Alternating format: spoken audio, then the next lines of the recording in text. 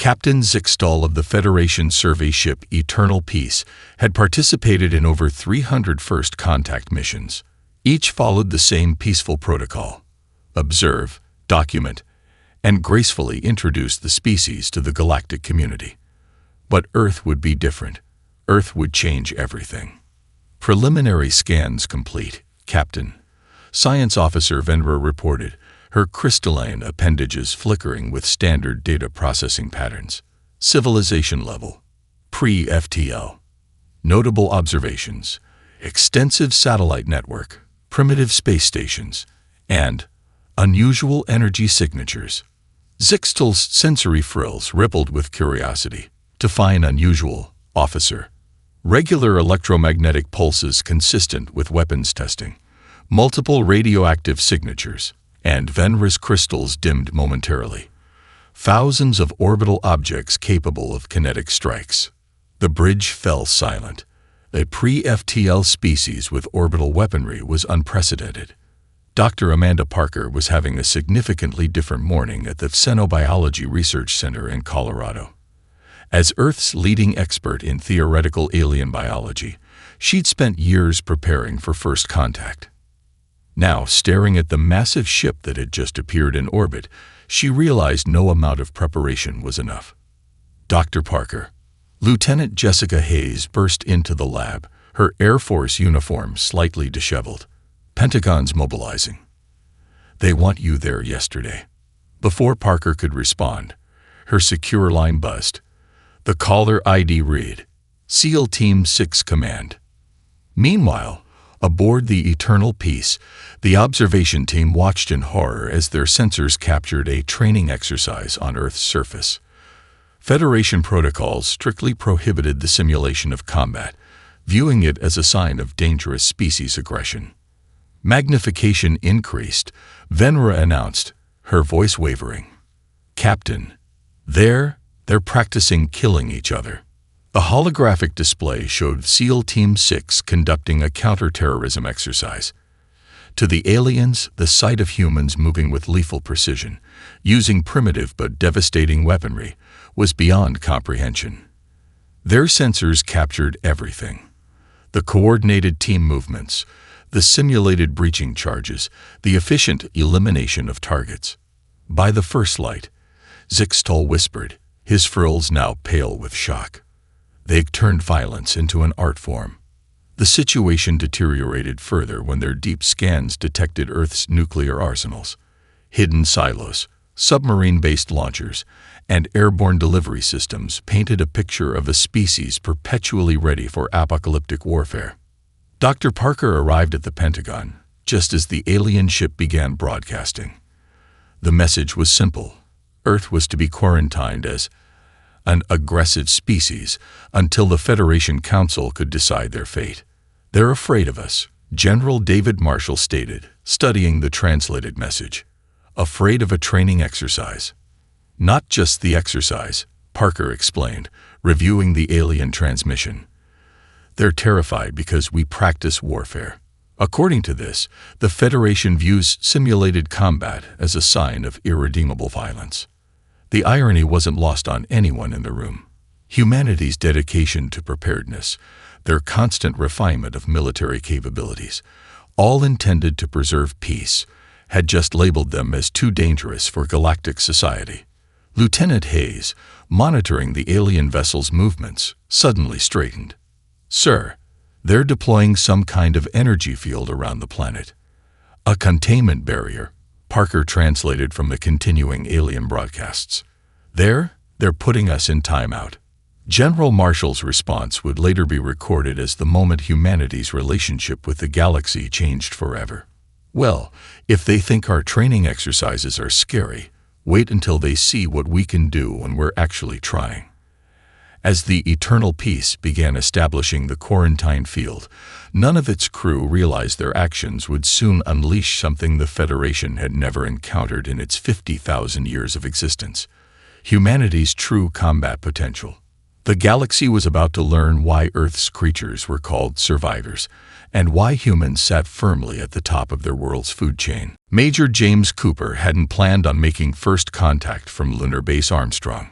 The base, officially a research station, housed some of Earth's most advanced military technology under the guise of scientific exploration. Now, watching the Federation's containment fleet arrive through the base's quantum telescope, he realized humanity's paranoia had been justified all along. "Sir, we're counting 37 capital ships," Lieutenant Sarah Reynolds reported, her fingers dancing across the holographic display. Energy signatures suggest their weapons are powered up, but not targeted. Cooper's jaw tightened. Yet, the civilian cruise ship Pacific Dream had just departed from the Chinese Space Tourism Center when the Federation fleet arrived. With 300 passengers aboard, including 80 children on an educational tour, it represented everything humanity had achieved in peaceful space exploration. Lieutenant Jessica Hayes watched from her F-302 Space Interceptor as the massive alien vessels positioned themselves in a precise geometric pattern around Earth. The Pacific Dream was flying right toward their formation. "Control, this is Raptor 1, Hayes radioed, requesting permission to escort the Pacific Dream back to Earth. Before authorization could come, a beam of energy lanced out from the nearest Federation vessel. It wasn't aimed at the cruise ship. It struck the space about 2 kilometers ahead of its path. A warning shot. Federation Captain Crickstall, newly arrived with the containment fleet, was following standard protocol for quarantine enforcement. "The primitive vessel will return to the contaminated world," he announced broadly, expecting immediate compliance. Instead, something unprecedented happened. The small human fighter escort didn't retreat. It accelerated. Hayes had made her decision the moment she saw the energy beam. Her F-302's experimental engines, reverse-engineered from recovered UFO technology, pushed the craft to speeds that shocked the Federation sensors. "This is Lieutenant Jessica Hayes of Earth Defense Forces," she broadcast on all frequencies. "The vessel you're threatening carries children. Stand down immediately." In the Pentagon's rapidly assembled First Contact Command Center, Dr. Amanda Parker translated the Federation's response. "They're saying civilian status is irrelevant during species containment." General Marshall's response was immediate. "Launch the Ghost Fleet." Deep beneath the lunar surface, Major Cooper activated systems that had been waiting decades for this moment. Hundreds of automated defense platforms, disguised as debris and defunct satellites, powered up across Earth's orbit. Hayes watched her tactical display light up with friendly signatures just as the Federation ship fired another warning shot, this one much closer to the Pacific Dream. Without hesitation, she positioned her F-302 between the beam and the civilian vessel. The Federation bridge crew watched in fascination as the tiny human craft's shields that shouldn't have been possible at their technology level, absorbed the blast. "Impossible," Crickstall muttered. Their species profile indicated no energy shield capability. That's when the Ghost Fleet struck. Cooper's automated platforms unleashed a barrage of electromagnetic pulses, targeting the Federation ship's secondary systems. The aliens had expected primitive missiles or lasers, not attacks designed to disable rather than destroy. "Sir," Lieutenant Reynolds called out, "Federation shields are fluctuating. They never configured them to block EMP weapons." Hayes seized the moment, guiding the Pacific Dream into a trajectory back to Earth, while the Federation ships dealt with cascading system failures. Her maneuver would later be studied in both human and alien military academies, a perfect combination of timing, skill, and calculated risk. In orbit, the Federation fleet commander faced a decision: acknowledge the humans' unexpected capabilities and adjust their approach or escalate the conflict. Pride won out. "All ships, full containment protocols authorized." The command went out. The aggressive species cannot be allowed to maintain space presence. As the Federation prepared their first full military action against Earth, they remained unaware of one crucial detail. Humanity had spent centuries preparing for this exact scenario. Deep in hardened bunkers around the world, weapons and strategies developed for a war among the stars were finally being activated. The real battle for Earth was about to begin. Captain Emily Winters had spent 15 years in naval special warfare before joining the classified space operations program. Now, floating in the darkness of the asteroid belt between Mars and Jupiter, she realized all that training was about to pay off in ways no one could have predicted. "Team, sound off," she whispered into her tactical comm. 5 acknowledgement clicks followed. Her team was in position, their experimental stealth suits rendering them nearly invisible against the backdrop of space. The Federation scout ship they were targeting moved predictably through the asteroid field, its sensors sweeping for signs of human military activity. They weren't looking for 6 operators magnetic locked to a nearby asteroid, waiting in perfect stillness. Back on Earth, Lieutenant Thomas "Ghost" Rodriguez watched the operation through encrypted quantum feeds. As Earth's leading expert in space-based sniper operations, a position that hadn't existed 3 weeks ago, he was particularly interested in how ballistics would work in this environment. "Captain Winters," his voice came through her comm. "Thermal readings suggest their hull is weakest near their sensor arrays, just like our simulations predicted." In the Federation ship's command center, Junior Scout Leader Vexuri was bored. Containment duty was considered a low-prestige assignment, especially when dealing with a pre-FTL species. The humans had shown some surprising capabilities, yes, but their response to the containment fleet had been surprisingly minimal. The ship's AI suddenly flagged an anomaly. "Warning: micro-meteoroid clusters detected." Vexuri's boredom vanished when the meteoroids changed course against the laws of physics. "Now," Winters commanded. Her team activated their thrust packs simultaneously, pushing off from the asteroid's surface with precise coordination. The maneuver, practiced countless times in Earth's oceans by Navy SEALs, translated perfectly to space. Federation combat doctrine had no protocol for 6 targets approaching from 6 different vectors at high speed. The ship's AI, programmed for large-scale fleet engagements, struggled to classify the threat level of individual human operators. The first shot came from Rodriguez's position near Mars, a specially designed railgun round, traveling at a significant fraction of light speed, struck the ship's primary sensor array. The impact was minimal, but it didn't need to be large. "Target hit," Rodriguez confirmed. Vibration signature exactly as predicted. Winters smiled inside her helmet. The Federation would soon learn why humans had spent so much time studying resonance frequencies. The ship's hull began to vibrate at precisely the frequency her research had identified as disruptive to Federation sensor systems. Each subsequent shot from Rodriguez amplified the effect, creating a cascade of sensor failures. In the Pentagon's command center, Dr. Amanda Parker translated the Federation ship's distress calls with growing amazement. They don't understand what's happening. Their combat AI can't compute our tactics because we're not following any logical force deployment doctrine. General Marshall nodded. Hard to follow a doctrine that doesn't exist yet. We're writing the book on space warfare right now. Winters' team reached the hull, attaching themselves with the same techniques used to board submarines. Their plasma cutters, designed to work in vacuum, carved through the Federation's supposedly impenetrable hull using principles discovered by studying deep-sea volcanic vents. Inside the ship, Vexuri and his crew faced another concept alien to Federation warfare: close-quarters combat. The humans moved through the corridors with practiced efficiency, using techniques perfected in countless terrestrial operations. "Control, this is Winter 1, the captain reported several minutes later. "Scout ship secured. All crew contained. No casualties on either side." The capture of the Federation scout ship marked a turning point, not just because of the technology humans would reverse engineer from it, but because of the psychological impact.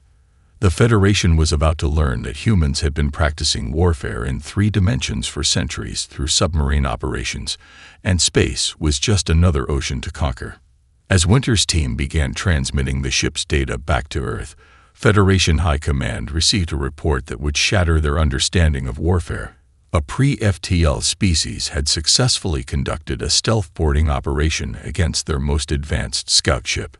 The impossible had become possible, and humanity was just getting started. General David Marshall stood in the ruins of downtown Denver, watching as holographic projectors transformed the evacuated city into a battlefield unlike anything the Federation had ever encountered. Operation Chaos wasn't just a military strategy. It was psychological warfare on a planetary scale. "Sir," Lieutenant Jessica Hayes reported, fresh from her success protecting the Pacific Dream. "The Federation fleet is responding to our decoy signatures exactly as predicted. They think we're massing forces in major population centers." Marshall allowed himself a grim smile. Humans have been writing books about urban warfare for centuries. Let's show them why. Aboard the Federation command ship Eternal Justice, High Commander Zalthar watched in frustration as his tactical AI attempted to predict human deployment patterns. The screen showed thousands of military signatures appearing and disappearing across Earth's cities, following no discernible logic. "Impossible," he muttered, mandibles clicking in agitation. "No species fights without patterns. There must be a strategy we're missing." His tactical officer, Renville, highlighted Denver on the main display. "The largest concentration of human forces appears to be here.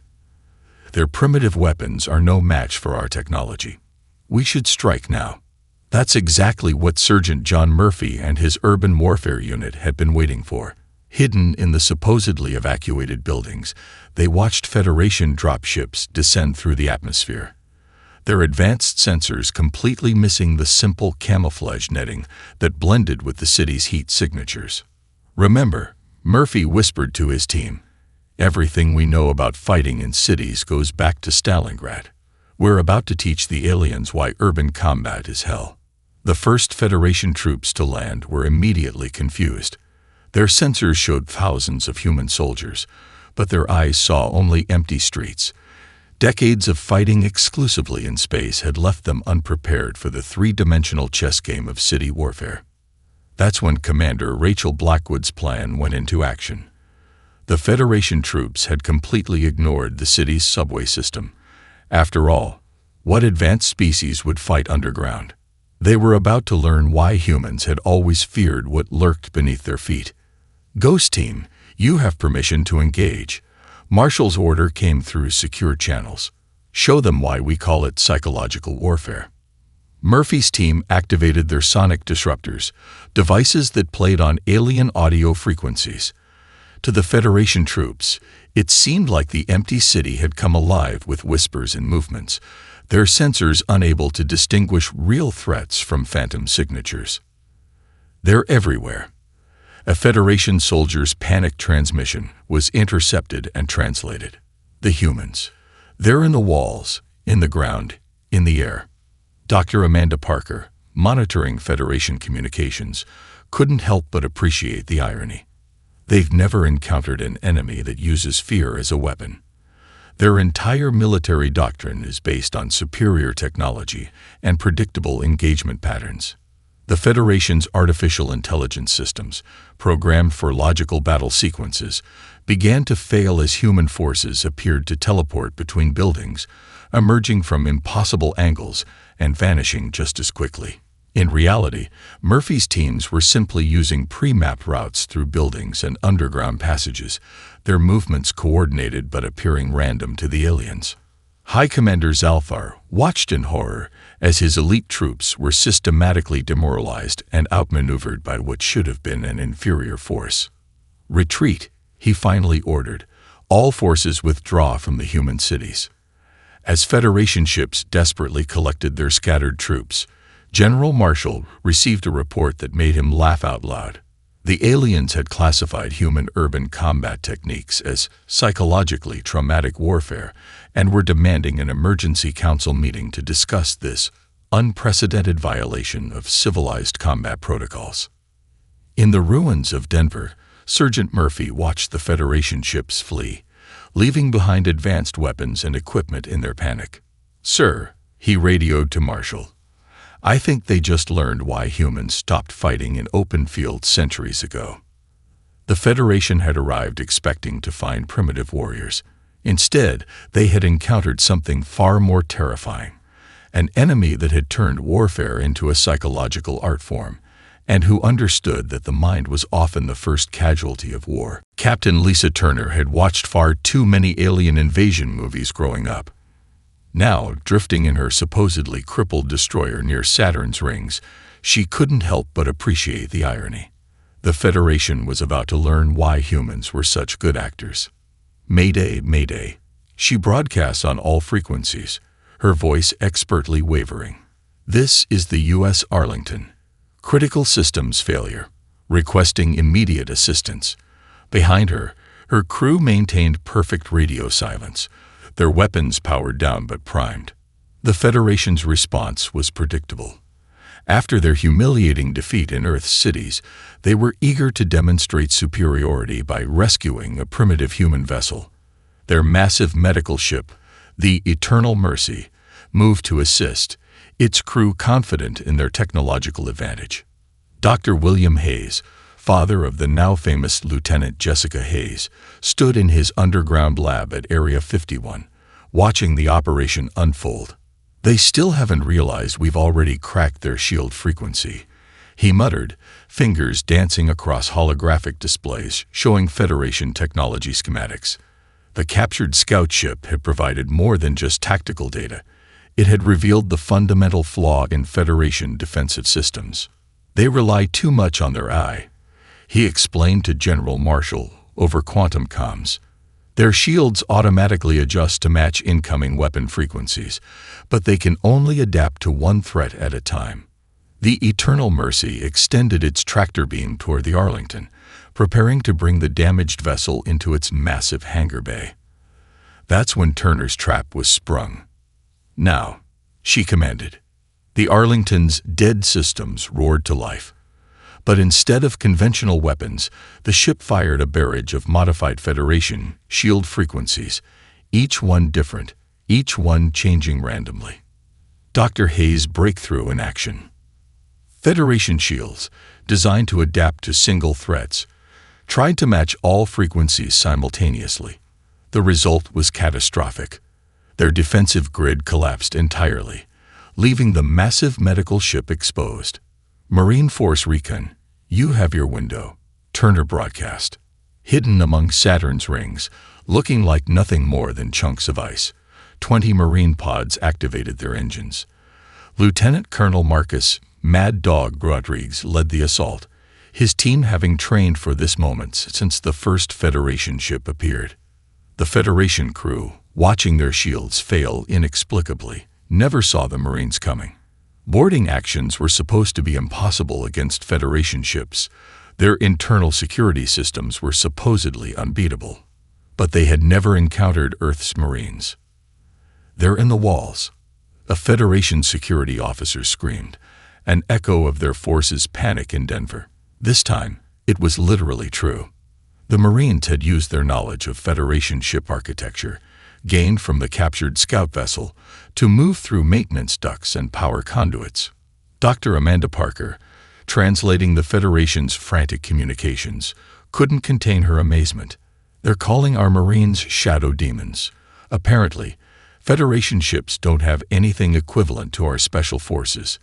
In his lab, Dr. Hayes watched his daughter Jessica lead a squadron of fighters toward the engagement zone. The captured Federation scout ship had allowed them to modify Earth's fighters with compatible weapon systems. The aliens were about to face their own technology, turned against them by human ingenuity. "This is Raptor 1, Jessica broadcast. "Ready to test those new toys, Dad."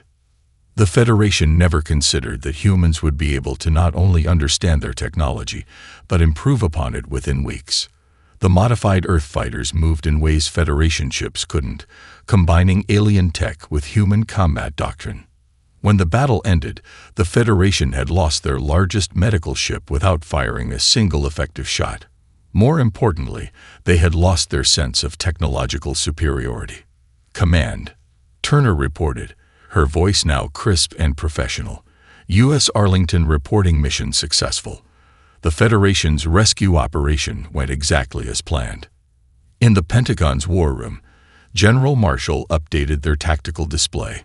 The Federation had just learned another crucial lesson about humanity.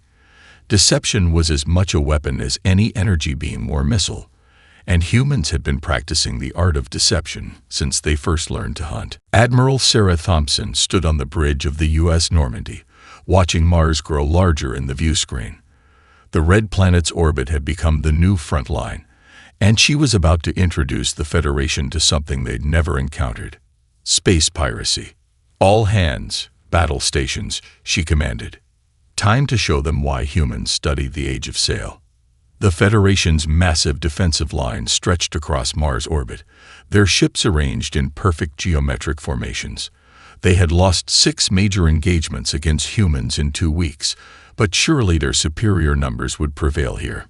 High Scholar Vex Terra, aboard the Federation research vessel Eternal Wisdom, was reaching a terrifying conclusion.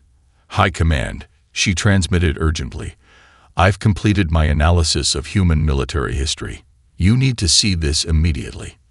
Lieutenant Kevin Jackson, commanding the Phobos Defense Station, listened to the Federation's transmissions with interest. Dr. Amanda Parker's translations were getting faster as their AI learned the alien language patterns. "They're finally figuring it out." Parker's voice came through his comm.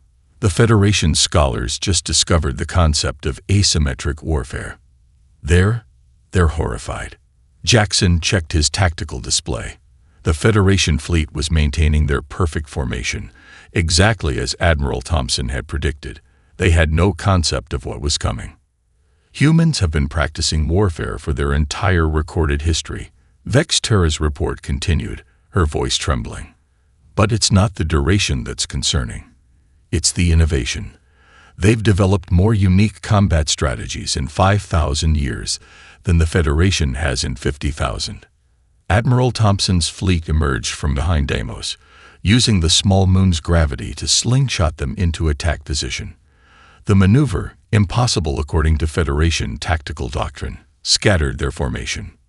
What you're witnessing," Thompson broadcast on all frequencies, "is a technique human pirates perfected centuries ago. We call it crossing the T, though we've made some adjustments for 3-dimensional space warfare." The Federation commanders watched in confusion as the human fleet split into seemingly random groups, their movements chaotic and unpredictable. They had no way of knowing that Thompson had based her strategy on ancient naval battles, particularly the tactics of Admiral Yi Sun-Sin. "Scholar Vex Terra," High Command responded, "surely you're overestimating their capabilities. They're pre-FTL." "You don't understand," she insisted, watching the battle unfold. "Their entire species treats warfare as an evolving art form. They don't just practice combat. They constantly innovate it. Every defeat teaches them new tactics. Every victory shows them room for improvement." Lieutenant Jackson's sensors picked up the Federation's response to Thompson's attack. They were attempting to reform their lines, to return to their doctrine of overwhelming force, exactly what the humans wanted. "All stations," Jackson broadcast from Phobos, "execute Operation Hornet's Nest." Hidden across the Martian asteroid belt, thousands of automated drones activated, based on simple Earth missile technology, but upgraded with Federation propulsion systems. They represented humanity's greatest strength: the ability to combine primitive and advanced technology in unexpected ways. The drones swarmed through the Federation's formation. Their individual weapons were weak, but their sheer numbers and unpredictable flight patterns overwhelmed the aliens' targeting systems. "Impossible," a Federation commander transmitted. "Their drones are flying suicide patterns." "No," Vex Terra corrected, watching the chaos unfold. "They're flying like insects, like the hornets they named them after. Their weapons are based on organic patterns." Admiral Thompson's fleet struck while the Federation ships were scattered, their lines broken by the drone swarm. The battle for Mars' orbit had begun, and humanity was introducing the galaxy to concepts they'd perfected over centuries of terrestrial warfare. In the Pentagon, General Marshall received Vex Terra's complete report. The Federation scholar had ended it with a warning to her own people: We thought we were containing a primitive species. Instead, we've awakened humanity's true combat potential. And they're just getting started. Federation anthropologist Rental had never expected to become the galaxy's leading expert on human warfare. Yet here she stood, in a captured Earth facility called Laser Tag Arena, trying to understand why humans played at war. "You're saying children do this for fun?" she asked Colonel Rebecca Martinez, who had been assigned as her guide. Martinez watched a group of teenagers engaged in a tactical exercise, their movements showing surprising sophistication. "We learn through play. Always have. Every game humans create has elements of competition, strategy, and combat." In orbit, Lieutenant Jessica Hayes led another successful strike against Federation positions, her fighters executing maneuvers that seemed to defy physics. The Federation's tactical eye had finally given up trying to predict human attack patterns. "Their entire species is impossible," High Commander Zalthar complained to his staff. "Even their recreational activities are combat training." Rental's report to Federation High Command was causing unprecedented concern. She had discovered that humans didn't just practice warfare. They simulated it constantly, in everything from children's games to professional sports. "Look at this," she transmitted, sharing footage from something called paintball. They voluntarily subject themselves to simulated combat stress. Their entertainment involves tactical thinking. Even their youngest members instinctively understand concepts like cover, flanking, and tactical retreat. Dr. Amanda Parker, now working directly with Federation scholars, helped translate human military history. "You have to understand," she explained to a stunned alien audience, "Earth is what we call a death world. Everything on our planet evolved to survive." In her lab aboard the Federation science vessel, Eternal Curiosity, Rental made another shocking discovery. Human video games, which she had initially dismissed as primitive entertainment, were surprisingly accurate combat simulators. They'd been training their entire population in three-dimensional combat tactics without realizing it, she reported. "Every human who has played these space combat games instinctively understands battlefield geometry." Colonel Martinez decided to demonstrate further. She organized a capture-the-flag game between Marine recruits and Federation security forces. The results were devastating to alien morale. "Their children's games are more tactically sophisticated than our combat doctrine," a Federation officer admitted afterward. "We never stood a chance." Meanwhile, Dr. William Hayes had made progress understanding Federation psychology. "They evolved on a world with no predators," he explained to General Marshall. "Their species never developed our survival instincts. They don't understand why we're always preparing for threats." Rental's next discovery truly shook the Federation Council. Human sports, especially team sports, were essentially ritualized warfare. Every game taught coordination, strategy, and tactical thinking. Humans had turned combat training into entertainment so engaging that they did it voluntarily. "Watch this," she demonstrated to the council, showing footage of a basketball game. "They're practicing rapid deployment, resource control, and territory denial. Their athletes demonstrate better tactical awareness than our veteran commanders." In Earth orbit, Jessica Hayes led another successful engagement, her pilots executing maneuvers inspired by competitive air shows. The Federation finally understood. Every human activity, from sports to entertainment, had prepared them for this conflict. "Their entire civilization is a combat training program," Rental concluded her report, "not by design, but by evolution.